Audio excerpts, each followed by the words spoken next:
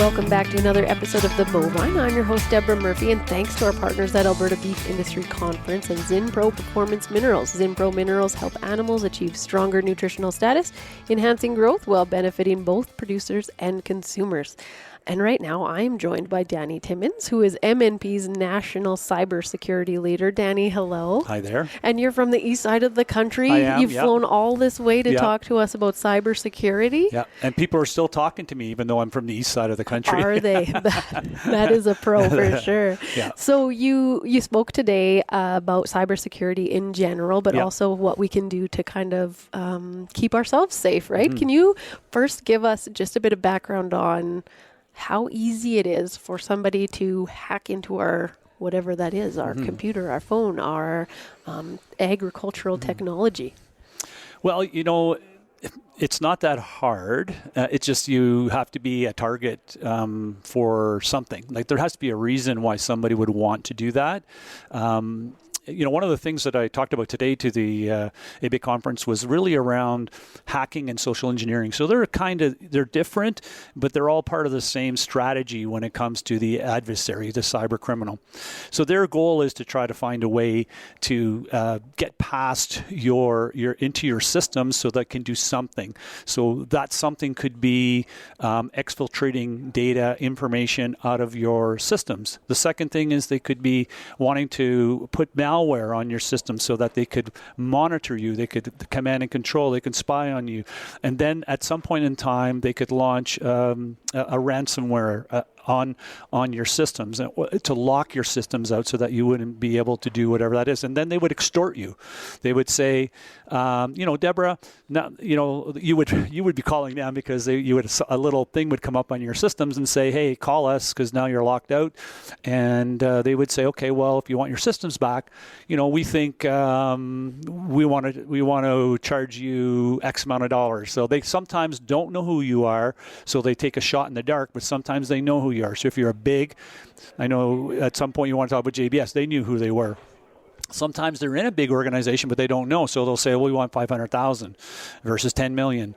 And so it's just really dependent on the hacker, who the hacker is. Sometimes small time, sometimes bigger. Sometimes they just don't know what systems they're in, believe it or not. They just don't know. And so going back to how easy it's really how easy are you going to make it? So we talked a little bit about, what are some of the things that you can do for yourself personally. You can add a multi-factor of some sort, like a pass key of some sort. So as an example, almost every application today that's out there, the major ones, have the ability to turn on multi-factors, meaning that you have your username and password when you log in, and then there's a code that's sent to your cell phone or sent to your email that you would add to that.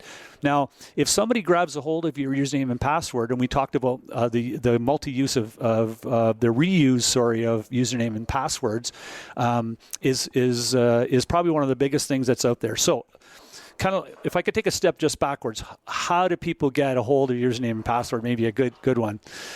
So you sign into, say, a mom and pop shop somewhere or a larger retail, and they get breached. That information that's breached is sold on what we call the dark web.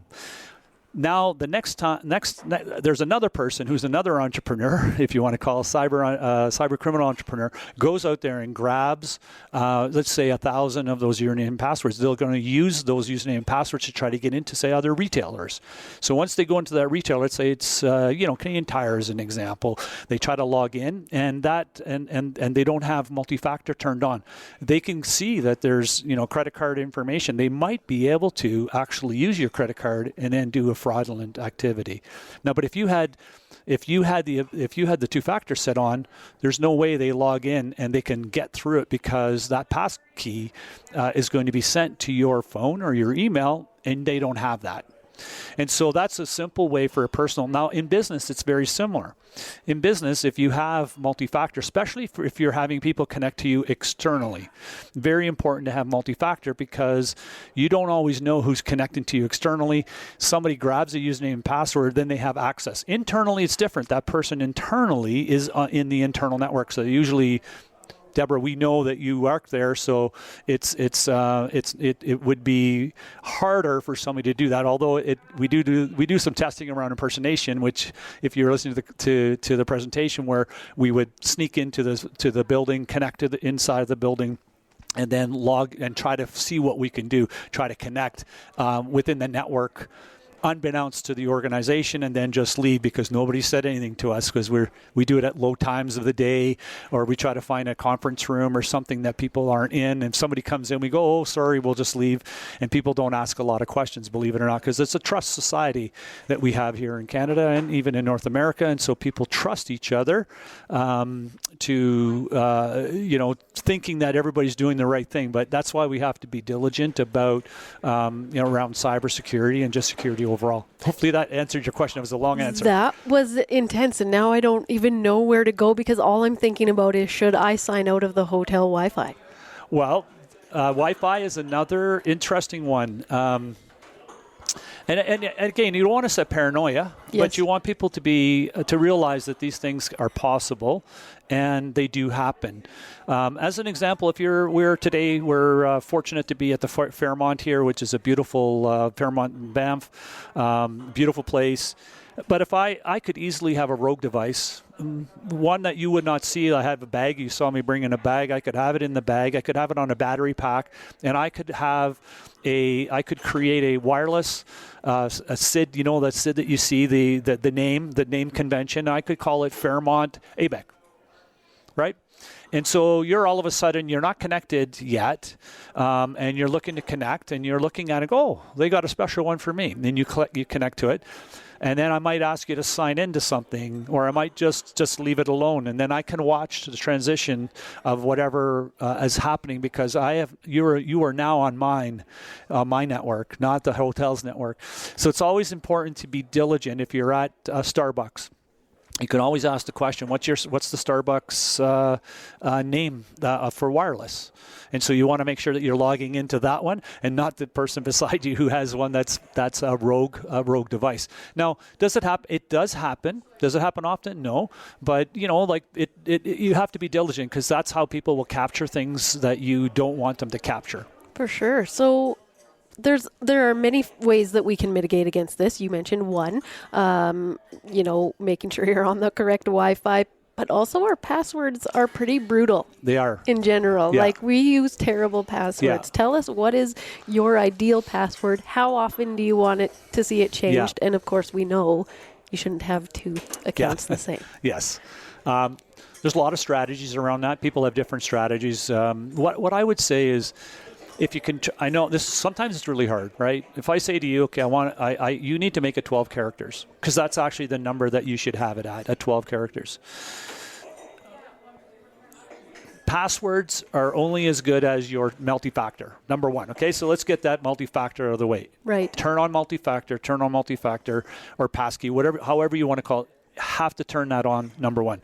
But for your password, if you make it 12 characters, try to make it something that you can remember. So as an example, there might be a lyric in a song, there might be a poem, there might be something.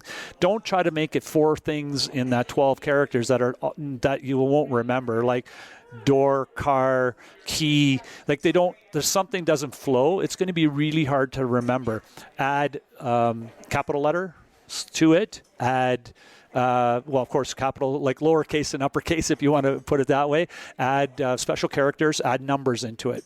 So one of the strategies can be, as an example, I use this in the past. I love ice cream, or I love my kids, or something of that sort, right? You make the I a 1. You could make the O an actual O. You could make one of the other letters an 8. So you can, as long as you remember, the letters and combinations, you can make an exclamation mark.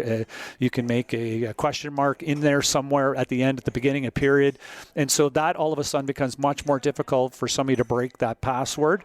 It's more difficult to break a password that's over 12 characters with those special characters and numbers in them than it is when they're below that. We have special cracking software ourselves, within our office. So sometimes when we're doing when we're doing testing, we'll grab what's called a hash. And a hash, just think of it as is something that you can't see what the password is. It's just like think stars, like 12 stars or 10 stars, and but that hash is real. And so we were able to break those hashes if they're below that kind of 12 mark. Very much more difficult if they're above that. But again, my strategy is really around username and password. Try to use your username and password for as an example, if you were to log into your system, keep that separate. If you were to log into retail, like applications, keep that one different and keep one for everything else, so that at least you have a little bit of a broken up a little bit. So that you're not having username and password the same across the entire board, and then try to refresh it. And there's also, like, if you add like a password keeper, sometimes those password keeper will actually generate a password for you, and so it's a very complicated password, and you're not going to remember it, but the password keeper remembers it for you. So there are some strategies like that. Hopefully, in the next 5 years, passwords will go away, and it'll be all around passkeys. But again, that's a little ways away. Like for personal, I mean, probably not that far, because your phones, there's your finger, your eye, your facial recognition. So everything's moving to some type of multi-factor over time, and then they're checking, right? So once in a while, you have to actually sign in with your password, even though you sign in with your. If you have an Apple phone, or I'm not sure what people have, but if they have a phone that recognizes them facially, then every once in a while, though, it asks you for your password because it doesn't want you to forget it, but it also wants you to know that there's still two factors that are happening. It's just making it easy on the first try. And those password management applications, they're safe? Well, for the most part, they're safe. They have been, a few of them have been compromised over the last years. Of course, they're huge targets, as you can see why. But one just got compromised recently, and it's the best way to go about it is to go online and say what are the best password keepers, and they'll kind of you go to 2 to 3 sites, and if the same one kind of comes up, that one's probably a reasonably good one. There's no perfect safety net, unfortunately, out there. That's why, Deborah, what do we add to our username and password? Multi-factor. Oh, so you're ready sold, to get right? tested. And I know it's a bit of a pain, but honestly, if you add that, then if you get compromised, then it's still, people can't get into those accounts because you have your cell phone, or you have your email. The cell phone is the best because it's something you have, but you also have your email too, right? And not every one of them asks for it every single time. There are some now that are starting to say, trust my device for 2 weeks then ask me again. That's right. So we can get through this. Yes, you can. You talked about what could be a target. So these password keepers are a target. What would make us a target? What made JBS a target? Well, there's lots of stories out there. I think, if they did know who they were, then you can just think about the size of that organization. And sometimes it's random. Nobody truly knows, because the cyber criminal doesn't come out and say, well, let me do a documentary on how I do this, right? And sometimes if they get caught, they'll kind of walk through this, but law enforcement's dealing with that. But for JBS, basically they got compromised. They think it was a hack, and then somebody, the hack got added malware into their system, and then they basically sat there for a while. I think they were in their system for a long time. They were looking around and exfiltrating information out of their systems, and then at some point in time they decided, okay, this is a good time. And typically, and I can't remember JBS, but we do a lot of incident response, and I can tell you a lot of them happen on Fridays. And the reason for Fridays is because we have the weekend, and businesses are typically, slowed down. Corporate is, maybe the operational piece is going 7/24, but there's the Friday is a great time to actually execute these because their stress is elevated to the next level because it's all of a sudden Friday night. People love their weekends, and all of a sudden they're stressed out because they're having to go back to work and their systems aren't working. So for JBS specifically, they basically said, like if you can't get your systems up and running, they didn't say that to them. They said, listen, we won $11 million, I think it was, and JBS knew that they couldn't get their systems back up and running. So they work with the insurer, and probably like a guy like Chris that you had talking, like somebody like that, or the cyber breach coach, and they basically started to negotiate with them. So I don't know where they didn't really talk about the negotiation piece, but you're actually negotiating on the other side. So you're talking to them about maybe they asked for more at the beginning, because the details aren't out on that. I didn't see the details on that, but so let's just say they asked for 20 and they worked them down to 11 or 15. But they do negotiate. So, but you have to have somebody like our Chris, or somebody that understands how to negotiate with the adversary to say, we can't afford it, we're not going to be able to do it. And then the insurer's there, and the insurer's at the end of the day the one that says yes or no. Okay, we accept 11 million. Okay, fine. They pay it. Then what happens is they'll send the keys. But often they've already taken your information. And they also say, okay, we're going to give you all your information. Statistically, I'm not saying JBS did this happen, but statistically, organizations only get 60 to 65% of their information back. Wow, that's stark. Because these people have so much information, they don't even know that. It's not like they're an organization that cares about you, so they're not stacking it in a nice pile and saying this is a folder. They're probably just pushing this information into multiple folders, and then you're asking for it back, and they don't even know where their data is. So they're saying, okay, here's a whole bunch of information. This is all we got on you, and typically it's not. Did that help a little bit on JBS? Okay. Yeah, and I'm just curious too, because I think of JBS as a huge company. They've thought about this before. This isn't a new issue, right? But are companies in general taking cybersecurity seriously enough? So I don't want to talk disparately about JBS, because, I wasn't in their organization. I can't tell you how mature they were, but I can tell you a lot of organizations, their wake-up call is a cyber breach. It doesn't matter on size. Doesn't matter on size, and sometimes they are not as they haven't done the right things within those organizations, or within their organization, and then they're breached, and then they really take it seriously. And so I've been doing this for 23 years, and I can tell you that it surprises me when we do get a breach that we're working on ourselves here in Canada, and that organization, I look at it and go, okay, wow, they were not ready. They didn't do what they were supposed to be doing. They were way behind, and they're going to suffer for that for a while, because it takes time to recover. And then there's a trust factor with your clients, right? Like the people that you're doing work with, could be B2B, could be B2C, depending on, who you're doing work for. It takes time for that trust to come back, because if you didn't get out there in front right away and say, hey, I have had a breach, some organizations just stand back and say, oh, I don't want to tell anybody. The most important thing is to get out. Trust disappears with clients within a 48-hour period. So if you're not telling them, then they start to think about the trust factor. Okay, well, why didn't they tell us? What are they hiding? Yeah. So if you get out right in front and say you had a breach, and you're looking into it, and you're going to do everything you can to get back to the clients about, were you exposed, and so on and so on, that is going to sit better with them than just holding back the information, as an example. So hopefully that's the question. Yeah, and crisis communications, it just fits right into there. And I could keep you all day, I think, and talk about cybersecurity. I just want to leave with one thing, and that is, if we were to leave today and make a crisis plan that included cybersecurity, what would your first step be? I think the first step would be for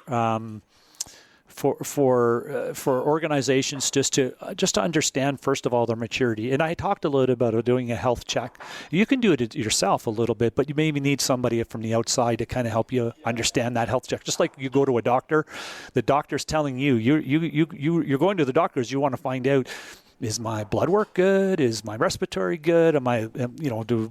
He does all those kind of checks on you, and then they come back to you and say, okay, you've got a couple of things that you should work on, and it gives you a strategy, right? And so you should prioritize this or do that. It's the same goal ultimately, you need to understand what your maturity level is in your organization. You need to know what you're going to prioritize. Like, some organizations will fix this A, but they should actually fix C first. So they need somebody that has the ability to help them understand what are the priorities they should be focused on. As an example, we talked about multi-factor, very important. We talked about email filtering systems, very important. What if they did something else before they did those two things? It's not that the money is wasted, it's just that their risk has not been lowered to the extent that it could have been if they would have focused on those areas. So making sure that they're focusing on the right areas to mature their program would be probably the most important thing for an organization. Hopefully that answered your question. Yes, for sure. Okay. Thank you so much. Yeah. And Danny, thank you for your time today. This has been excellent. Very welcome. Thank you, Deborah. That was Danny Timmons. He's MNP's National Cybersecurity Leader. ZinPro is making all our podcasts possible here at the Alberta Beef Industry Conference. To learn more about ZinPro Performance Minerals, visit zinpro.com. And everybody go change your passwords.